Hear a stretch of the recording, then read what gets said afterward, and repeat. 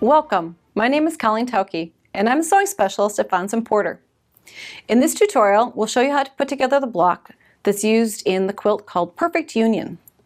For the pattern for this quilt, visit our website.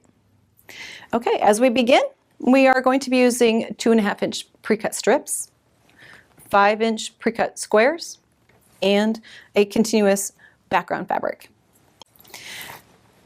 Since we only have one block to construct, let's jump in and work on the top and the bottom of what we call a spool block. You're going to be cutting long rectangles and background squares like these. And what we're going to be doing then is diagonal seams method. We're going to draw a diagonal from corner to corner across each of the light squares that are going to make kind of the edge of our spool. So we're going to mark those, and then we're going to place them onto our rectangle and double check ourselves. We need to make sure that the seams go in the same direction, outward like this. Okay. As we take it to the sewing machine,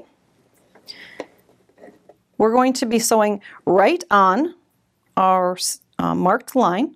So in this point, we don't have to worry about a 1/4-inch seam, just follow the line. Now, if you were going to be making this entire quilt, you could mark all of the background squares for the corners like this and do all of them at once. A lot of times what we'll do as quilters, sometimes we'll sit down, take that whole stack of little squares, pour a good glass of iced tea, turn on some great music, and just go down through the entire stack, marking each one of them. That way, when we sit down to sew, we don't have to start and stop. Okay. As we take it out, we're going to do a double check of ourselves to make sure that as we open it up, that we made our diagonals in the right direction. And we'll take it over to the ironing surface and set our seams. A lot of times we want to skip this part because we just are in such a hurry to sew.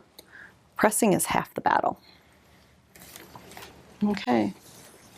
Now we would also press the matching back spool piece because in this pattern we did use the same fabric as the top and the bottom of the spool.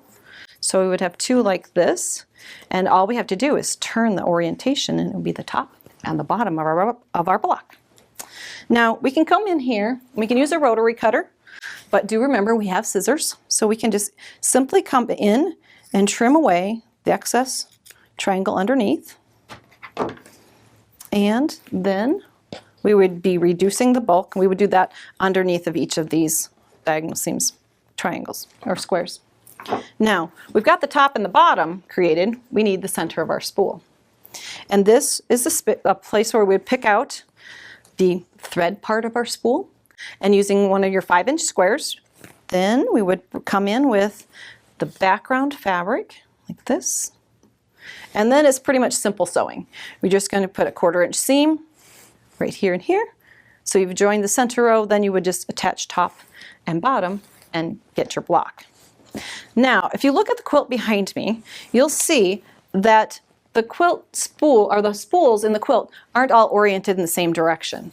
So what we've done is every other one, instead of joining them side by side, we've tilted the spool back and forth, which makes a great intersection throughout the quilt.